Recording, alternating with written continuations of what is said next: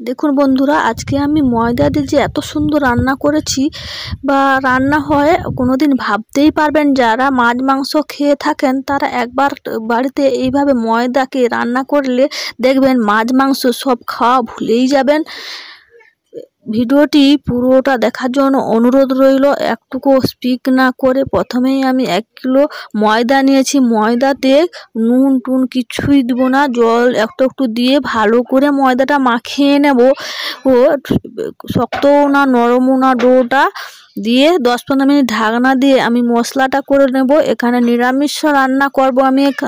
এখানে আদা ও জিরা বেটে নিয়ে চলে আসবো। তারপরে বাটা হয়ে গেছে। 15 মিনিট পরে ময়দাটা খুলে একটি গামলায় জল নিয়েছি, দেখুন, দিয়ে ভালো করে ময়দাটাকে ধুয়ে নেব।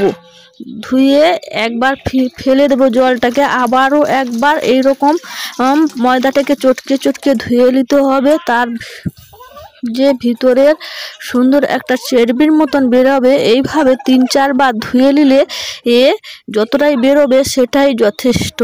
আমি এখানে 3-4 বার ধুয়ে নিয়েছি, দিয়ে পালির মধ্যে ছেঁকে নিয়ে নেব। যতটুকু জল আর থাকবে সেটা পালির মধ্যে পড়ে যাবে। এবং কড়াই বসিয়ে দিয়েছি গ্যাসের মধ্যে, গ্যাসটা চালু করে দেবো। তেল গরম হয়ে গেছে এবং সেই ময়দার যে ধোয়া অংশটা আছে একটু একটু করে তেলের মধ্যে ছেড়ে দিলাম।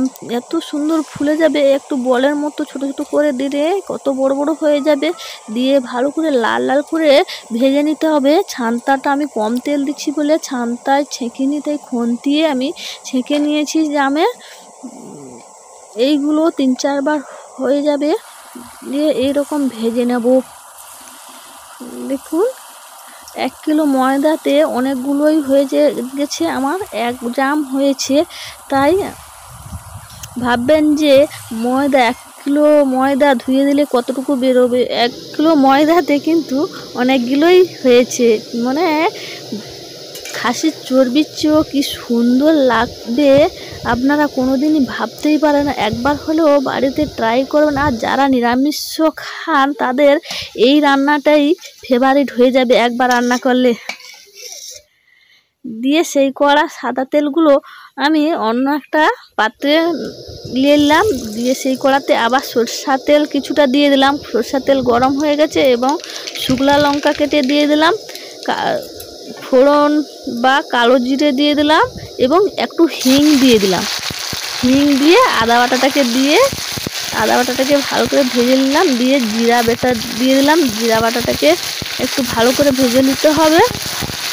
2টো তেজপাতা ছিলে দিয়ে দিলাম। গ্যাসটাকে খুব হালকা মিডিয়ামে রাখতে হবে। তারপরে হলুদ গুঁড়ি 1/2 চামচ ও লঙ্কা গুঁড়ি 1 চামচ দিয়ে দিলাম। কেটে রাখা টমেটোটা দিয়ে ভালো করে মশলাটাকে কষিয়ে নিতে হবে। খুবই হালকা গ্যাস থাকবে। হালকা গ্যাসটা থাকলে মশলাটা করার সময় কিন্তু মশলাটা ভালো হবে। কষানোর পর মশলা ধোয়া জলটা দিয়ে দেব। দিয়ে পরিমাণ মতন নুন দিয়ে দেবো। নুন একদমই দেওয়া হয়নি, তাই একটু বেশি পরিমাণে নুন দিয়ে দিলাম। নুন দিয়ে ভেজে রাখা ময়দার গুলো দিয়ে দিলাম। দিয়ে হালকা আঁচে খুবই আস্তে আস্তে কষিয়ে নিতে হবে। কষানো হয়ে গেছে, এবার পরিমাণ মতো জল দিয়ে দিলাম। জল দিয়ে জলটা 10-15 মিনিট ফুটবে। এবার 1 চামচ মতো চিনি দিয়ে দিলাম। নিরামিষের তরকারি একটু চিনি দিলে ভালো লাগে, বা আমি সব তরকারি একটু করে চিনি দিই। দিয়ে ফুটিয়ে নিলাম। একটু ঘি দিয়ে দিব, 3-4 চামচ মতো ঘি দিয়ে এবার গ্যাসটাকে কমিয়ে দিলাম। গরম মশলার গুঁড়ি ছড়িয়ে দিলাম। ছড়িয়ে নেড়ে অন্য একটি পাত্রে ঢেলে দিলাম।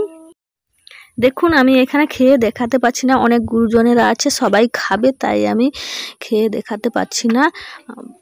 কারণ বউ মানুষ, গ্রামের মানুষ যারা আছে তারা বুঝতেই পারছেন যে প্রথমেই খেলে সবার একটা মনের সেরকম একটা হয় না সবই, কিন্তু আমরা লাস্টে যেরকমই খাই সেরকমই অবস্থায় দেখানো যাবে না। তাই আমি তরকারিটা রান্না করে দেখাচ্ছি, আপনারা দেখুন। এইভাবে বাড়িতে একবার হলেও ট্রাই করুন। ভালো লাগলে লাইক শেয়ার সাবস্ক্রাইব করুন এবং কমেন্টে জানান কেমন লাগলো ভিডিওটি।